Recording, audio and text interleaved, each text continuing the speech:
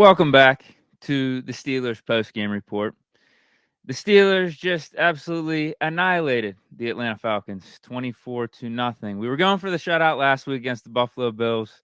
Unfortunately, didn't get it, but we got it in the preseason finale against the Falcons. Where do I want to go with this, though? Because it was a really nice performance all around by the Pittsburgh Steelers. Got a little sloppy in the fourth, and that's the one thing I've noticed with all these preseason games. Fourth quarter, yeah, that's where we get a little bit leaky on defense, not as buttoned up on offense, but you'll get that. I mean, it's common sense. We got, our fourth stringers out there, fifth stringers even maybe. Dudes that aren't going to be making the team could potentially be bagging groceries after Tuesday, after the final roster cuts. So where do I want to go? I want to go on a rant right now, honestly. I really do. But I went on a rant after last week's game. And to be honest with you, I feel this quiet confidence. I have this calm about me right now because everything I've talked about with this Steelers team and what I'm looking for out of them is what we saw in these 3 preseason games. Like everything I felt about this squad, them being a good offense, underrated offense, a really, really good defense, like top 5 defense, and also good in special teams. But I didn't think they were going to be as good as what I'm thinking they're going to be at special teams because, man, Presley Harvin's killing it. Boswell looks like he's in prime form. We got Calvin Austin out there returning punts. Like, this special teams unit could be top 3 in the league. So I've seen all that in preseason. So right now, I'm just done trying to convince.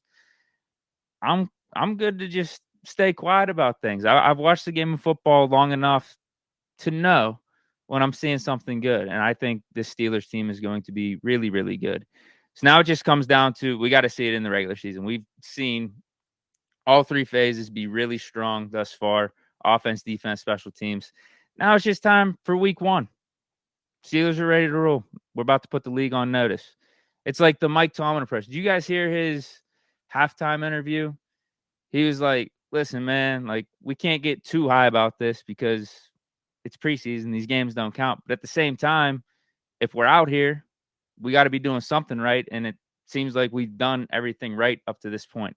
So, yeah, I'm excited, man. Hopefully, around the league, the media, the mainstream, they're staying sleeping. They're going to stay doubting.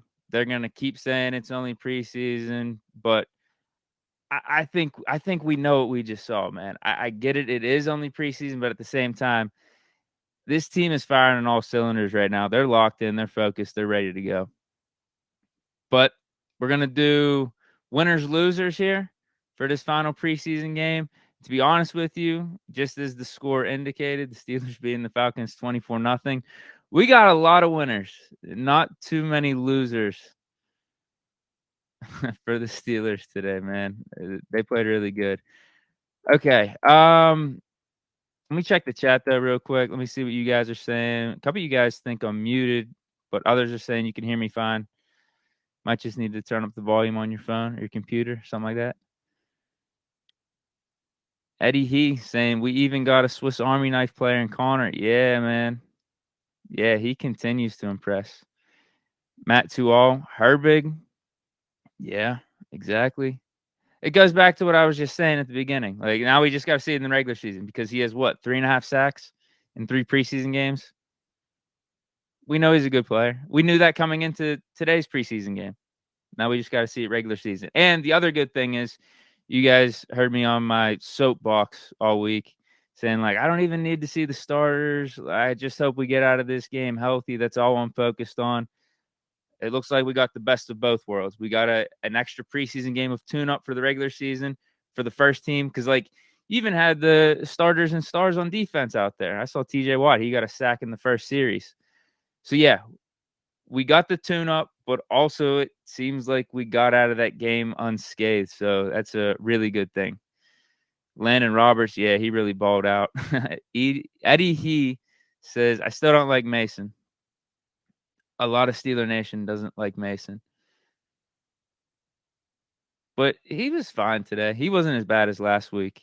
Last week, he was trying to give the ball back to the Bills. He had like 2 or 3 that should have been picked. Kleinman 2-1 says, hate to say it, but Kendrick Green didn't look bad tonight. I agree with you, actually. Javi Berg, I recognize that username. What's good, dude? Thanks for stopping by.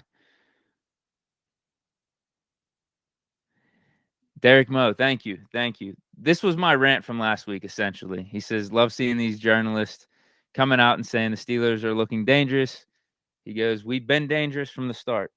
Exactly. We were a 9-8 team last year for a rebuild season. We went 7-2 down the stretch, and we returned all of our really good, young, talented pieces, had a stout defense, but then we just added through the draft, through free agency, just upgraded across the board. So, like, why wouldn't this team be any better than 9-8?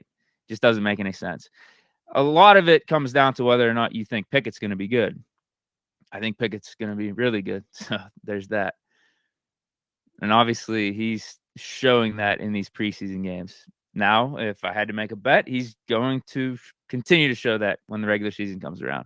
Like, those throws travel. Like, the throws he's been making in preseason, those aren't just preseason throws he's throwing to dudes that are wide open. No, these are NFL, actually, I mean, dare I say, elite NFL caliber throws, tight window throws that he's making. Philip Morris says props to con artist for stacking the deck. Yeah, he was a little asleep at the wheel today, though, on that Isaiah Simmons trade. Like, what's going on there? Giants are able to get him for a 7th-round pick. We couldn't have given up a 7th-rounder or a 6th-rounder, bring Isaiah Simmons, add him to the linebacker core. Jeff, can we take a moment for our receiving core? Yeah, they look good, man. They look real good. Are you talking about at the end of the game there? You felt bad for him because there were some overthrows by Mason and whatnot? Okay, let me get into some of these winners and losers, man. I'm going to keep this simple to start off. I'm just going to say the whole first team offense. 5 series, and this is not only for today's game, this is for the whole preseason. 5 series for the first team offense, 5 touchdowns. For Pickett, he had a perfect passer rating in preseason, 158.3. He was 13 of 15 on his attempts and completions, 199 yards, 2 touchdowns, no picks. That 13 of 15, if you're doing the math, is 86% completion percentage. 13.2 yards per attempt. That's for all the haters out there or the doubters that question if Kenny can throw the ball deep. Well, he had 2 30-plus yards completions to Deontay and Pickens today. So I don't know what else you're looking for there. And yeah, I already mentioned 5 drives, 5 touchdowns with Pickett leading, with Pickett being at the helm. And then for the total first team offense, including the rushing yards, 27 plays, 315 yards, and then again, the 5 touchdowns. For today, though, and this is just why I want to say the whole first team offense, not only Pickett looked sharp, you had Jaylen Warren getting a touchdown, Najee Harris getting a touchdown, our running back duo right there. Deontay with a 30-plus yard catch, Pickens with a 30-plus yard catch, and then the offensive line looked really good. Can't really say enough good things about that first team offense out there. I mean, literally perfect. 5 series, 5 touchdowns. So got to put them in the winners category for sure. Let's also keep it simple and just say the whole first team defense. Like, we could single out some players and whatnot, like TJ Watt, but back-to-back shutouts in the last 2 preseason games. I know last week's didn't end in a shutout, but for the first team defense, they didn't let Josh Allen and them boys score at all.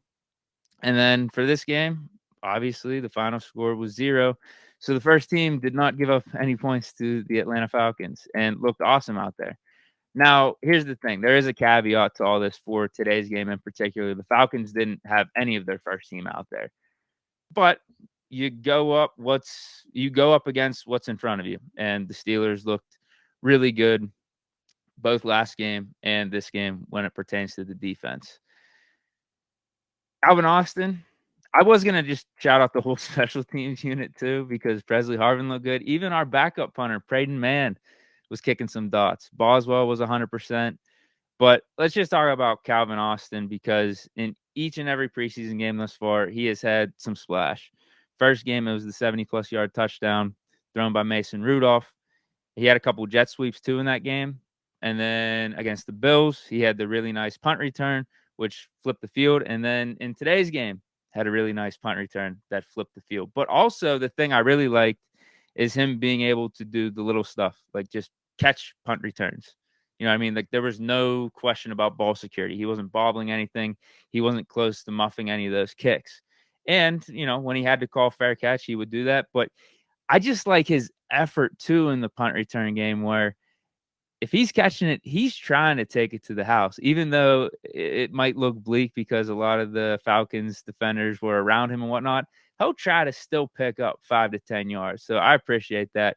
Calvin Austin looks good. Looks like he's ready to roll for week 1 and be a gadget player. Not only gadget player sounds, it doesn't have as good of a connotation. I think he's going to have a very important role, but we're going to use him in unique ways. So that's why I say gadget.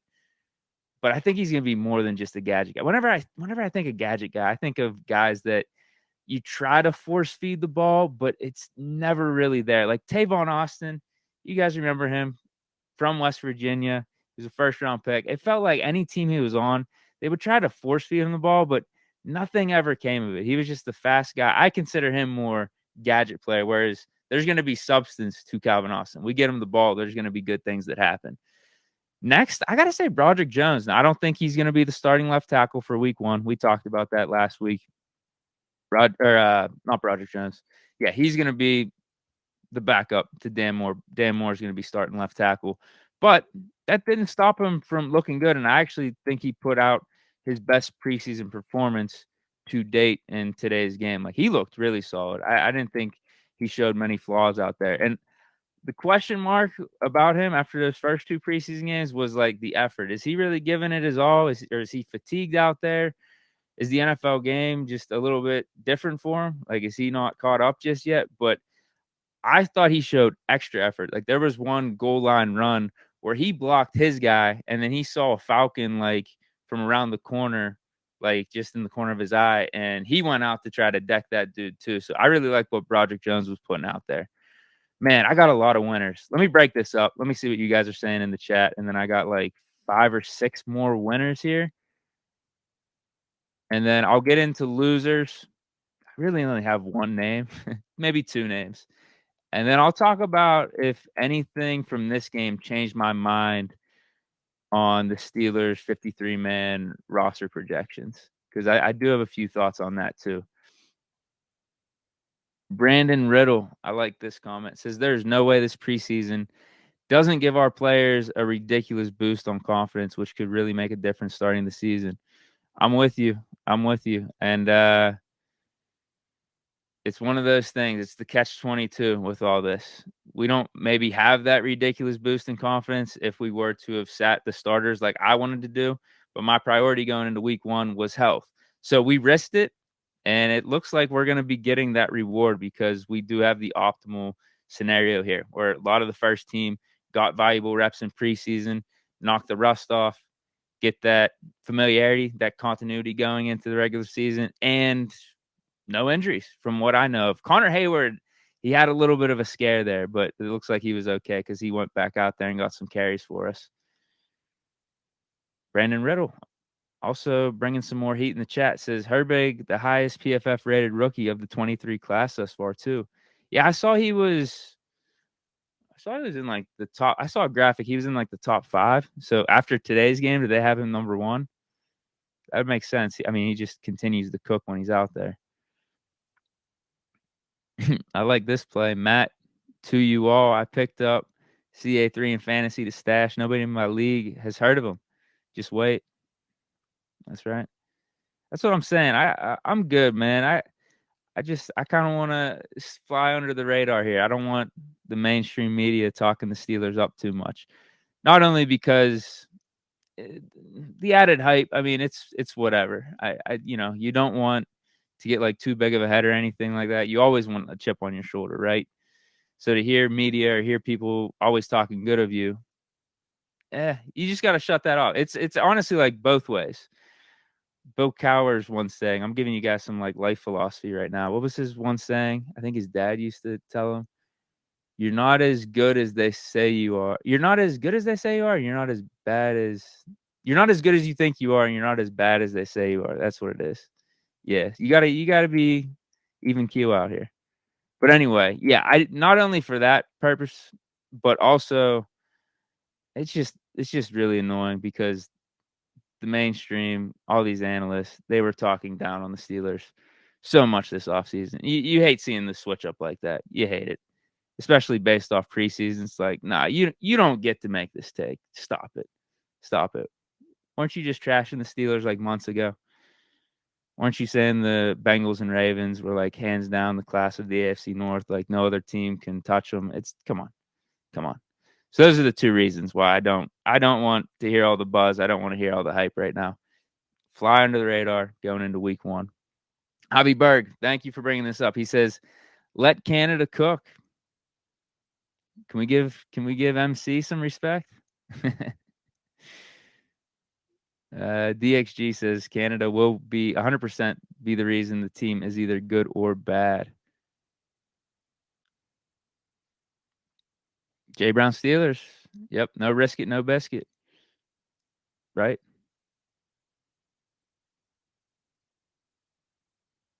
Wait, what is this? Porter fumbled the bag, could have had 27 in all 3 games this preseason. Oh, he missed the kick. You're talking about Potter, not Porter at the end. Yeah, he missed it. Yeah, that's a bummer. That is a bummer. All right, let me get to a few more of these winners here. I'll try to be quick with this. Someone already mentioned him in the chat. Kendrick Green. Not terrible. That's why I have him in the winners category. He wasn't terrible. Why did we have him out there with the first team playing right guard? What was going on there? But yeah, he started out at guard and then he played center with the second team. And again, didn't look bad, didn't look terrible. So essentially, if Kendrick Green isn't on the losers list, that gets him into the winners. You know what I mean? If that makes sense. If Kendrick Green ain't looking bad out there, that's a big win for him. And I'm wondering, actually, I'll get to this to the end. I'll get to this to the end with Green. Next, we got McFarland, 10 carries, 55 yards, 1 touchdown. Looked explosive out there. Looked really good. Also showed that he could run in between the tackles. Got that nice goal line touchdown, extended, and like the one Falcons player held him up. That was pretty cool. Gunner, can we give my man some props? Can we give Gunner some props? Had a couple catches, drew a pass interference, and when he got out there for punt return after Calvin Austin, caught the ball. No ball security issues. That's a good thing to see. I think he makes the team. I really do. This one's just a quick one to note. DeMarvin Leal and Keanu Benton on that defensive line. I'm gonna be really excited for them in the future. Like, yeah, they're gonna do some things. DeMarvin Leal, we got him as a steal in the 2022 draft, like 2 drafts ago. Should have went first round, or at least he was a first round talent throughout all the college football season, but ended up dropping in the offseason process. So we got him in the 3rd, and then Keanu Benton, man, he looks really good as well. And the thing about Keanu Benton that's unique is he could play that nose tackle position for us. That's the future of the D line right there. Connor Hayward, he's been brought up multiple times in the chat already. Low key, he looks like a better running back than some actual running backs out there. Seriously, he looks smooth when the rock's in his hands. Had 4 carries for 11 yards. Are the stats lying to me there? I thought he ran way better than that. Did he have one run that was like called back for a penalty? But then he also had 2 catches for 27 yards. Yeah, Connor Hayward. It's like, what dudes are like unsung or kind of like flying under the radar right now, but just continue to perform. Connor Hayward's one. Herbig's another. Feels like Mark Robinson too. He had, yeah, someone's bringing him up in the chat. Mark Robinson had the forced fumble. And he's just around the ball, man. He's a hunter. TG, from the podcast always says, let's hunt. And that's what Mark Robinson feels like whenever he's out there. He just goes to the ball. Has no regard for human life. Just make the tackle, lay out a big hit. And speaking of big hits, Landon Roberts, he had himself a big day today. looked like a skinnier version of Vince Williams. Big hits flying all over the place. Dude is, in my opinion, he already feels stamped as a Steeler, has that blue collar mentality. And we gave him the green dot too. So he was able to show that he could run the defense out there if needed. Like that was with the second unit. I get it. So I don't know who's actually going to have the green dot when week 1 rolls around. I'm guessing Holcomb, but obviously Atlanta Roberts showed that he has that ability. I think he did it with the Dolphins too. Like he was a captain down there. He's one of those big leader, big communication type of guys already. So if it's between him or Cole Holcomb, I think we're in good hands. Last guy. No, well, I mentioned Nick Herbig. Do I have to mention him again? Nick Herbig, obviously. But then the last guy I have here, Trenton Thompson. Trenton Thompson. He's one of the guys. If you know, you know. He's one of the guys that I said I don't think is making the team. He's one of those recent signings we made over like the last month or so. No name dudes worth the Snoop meme of who whenever you bring their name up. But he continues to look good, bro. He makes good tackles for a safety. And it seems like he has like a good knack for when the ball is in the air too, of getting around the receiver, disrupting it, getting a PBU or something like that. So Trent Thompson, I still think it's going to be tough for him to make the squad. Like, I don't know who you're taking out. Would it be Elijah Riley? Do you have Chandon Sullivan be the lock for the slot corner? And then you put Trenton Thompson in over a guy like Elijah Riley. But like Elijah Riley has continued to do good too. My guess would be Trenton Thompson is released, but we get him on the practice squad. Now, I don't know if there's any hardworking GMs out there that are going through Steelers preseason tape and notice what Thompson has done and they pick him up. That could happen, but I would still guess he's getting released, but I just wanted to give him a shout out. I thought he played good in today's game and has played good throughout the whole preseason. Jamarcus Collins, yeah, he says, Deke, the $100 bet is on the line for him. Yeah. Jay Brown Steelers, are you agreeing with me? He says he has to be gone, Trenton Thompson. I agree with C. Spurlock here. Trenton Thompson looked better than Kenny Robinson and Trey Norwood. Well, he also says Trey Norwood has not played, so who knows? Yeah, I would take Trenton Thompson over both of those guys, but I don't have Robinson or Norwood making the team anyway. Jim Fleming predicted my losers list. James Pierre on the not list. I do. He's the only name I have here. I guess you could throw Tanner Morgan in there if you want to. He just hasn't looked good at all in preseason. But yeah, James Pierre. The only reason I have him on here is because he's the only one that had a little bit of negativity surrounding him in today's game. But I still thought he played decent. It's just a couple guys made some catches on him. A couple of them, they were in good. Pierre was in good coverage. So it's hard to knock him too much. I don't think this costs him a roster spot, though. He's the only guy I have in the losers category for today's game. You called it. Jim Fleming, 73. Rabbit says Trey Norwood is from my hometown in Arkansas, so I want him to do good. But yes, I agree. That's what it's been like for Pierre this whole time. C. Spurlock says, yes, Pierre doesn't play great, but he played almost the whole game out there. You know who also did too, though? Porter. JPJ played a decent amount, and he didn't get picked on like Pierre, which is a good thing for Porter. Like, he's showing that he is a better player than a James Pierre, and that should be the case. Joey Porter Jr. was a second-round pick. James Pierre, undrafted, right? But credit to James Pierre, man. He stuck around for these last few seasons and has done good things. Like, I remember him, making that one special teams tackle against the Bears a couple seasons ago, popped the ball out for a fumble, has stepped in some moments. Buccaneers game last year, I think he needed to start. We got out of there with a dub with our secondary absolutely decimated. Menza says, I remember the Pierre hype train. Yeah, I was part of it. I think I was the conductor. I think I was. Menza says, Mitch Trubisky has terrible pocket awareness. Let's shout out Mitch, too. Mitch played good. I get what you're saying, though. There's always like a time or two where the pocket starts collapsing and that he just gets like he looks like a deer in the headlights and just starts looking around and stuff as opposed to looking down the field to continue to try to make a play. I don't disagree with you on that. All right, before I sign off here, you guys let me know in the chat too. Is there anything about this game that changed your mind about who's in and who's out for the final 53-man roster cuts?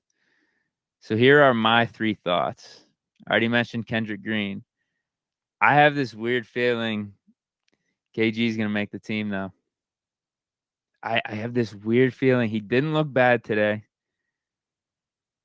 We put him out there with the first team. Like, I don't think you do that unless you still kind of like the guy or still believe in him.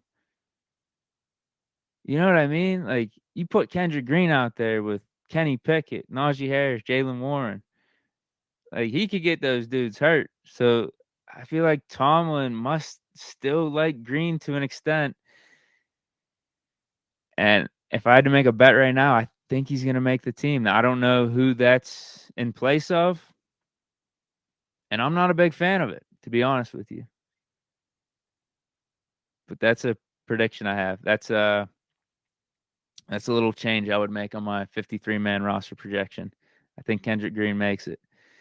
Also, I had Fehoko making it as one of the last 5 in.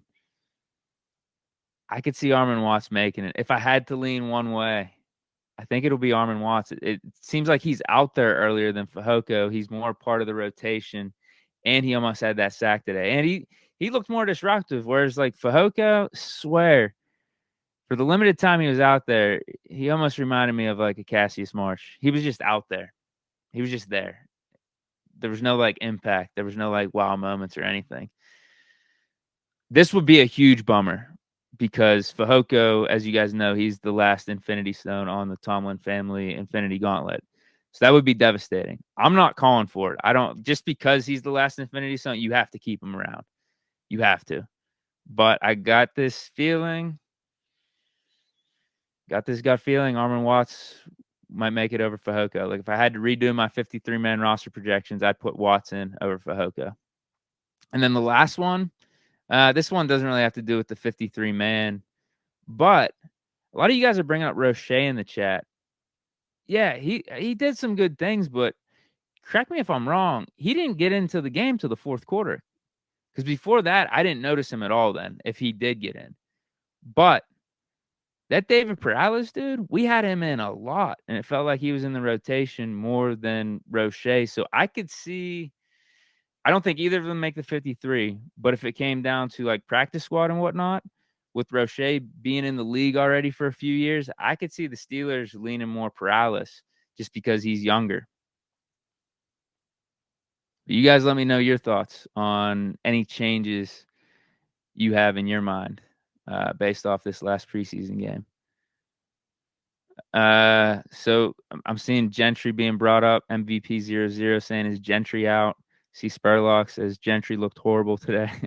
Didn't he have a catch? No, that was Chisena. I don't think that was Gentry actually. Yeah, I'm standing by my initial take. I don't think Gentry makes the roster. I got Washington in over Gentry, and then we're just gonna keep 3 tight ends. It's gonna be Muth, Gentry, and then Connor Hayward. Javi Berg says Gunner out.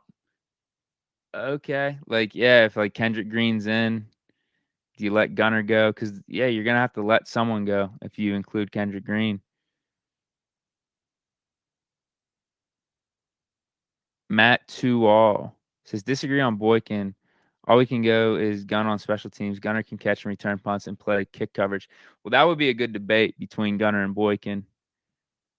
I would lean Gunner as well over Boykin, but I low key think Boykin makes the team too. Boykin did drop a pass. It was defended kind of well. I thought that initially too, but when they showed the replay, I thought it was good coverage by the defender, good play by the defender. Because I was shocked. I was like, oh, I think that's the first drop pass I've ever seen Boykin make. But I think you gotta give props to the defender on that one. He batted it down. Yeah, I thought Gunner and Boykin would both make the team, but now, like I said, if KG somehow sneaks his way in, that means one guy's gone. Pickens Pertpack says just joining now, so may have missed it, but Connor Hayward looked nice at running back there. Agreed. I said he looked better than a lot of actual running backs out there in the league. He looks smooth. Looked really good. Any other takes here? Any other changes of minds? Big Mac 440. Spencer Anderson, did he play? Yeah, he did. I didn't notice him too much out there, though, to be honest.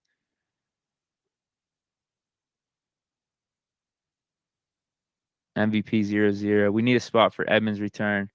You think that's legit? I don't think the Eagles are going to cut him. No. But I agree with you on that. Well, speaking of Edmonds, shout out Keanu Neal, because Keanu Neal is basically our Terrell Edmonds replacement. He looks really good. He looks like he's ready to roll. He's going to be a good box safety for us. Get in the mix on run plays and whatnot. Obviously not afraid to tackle, but he is a safety, so he's above average in coverage just based off that. And he's a former Pro Bowl. He's a good player, former first-round pick. Still relatively young. He's under 30. I think we got a good one in Keanu Neal. All right, man. Well, I think I'm out of here. Shout out to you guys for stopping by. This is fun. You guys make it more fun. Chopping it up, the engagement with the chat, it makes it a lot more fun, man. Makes it a lot more fun. So appreciate you guys. You know where to find me at Chilling with Deke on social, Deke on YouTube, podcast, Arthur Metz Experience with Deke. But shout out to Bleach Report. Hold on. Before I sign off, someone says this in the chat. See Spurlock, bro. The commentators were horrible. Are you talking about Batch and Pompiani?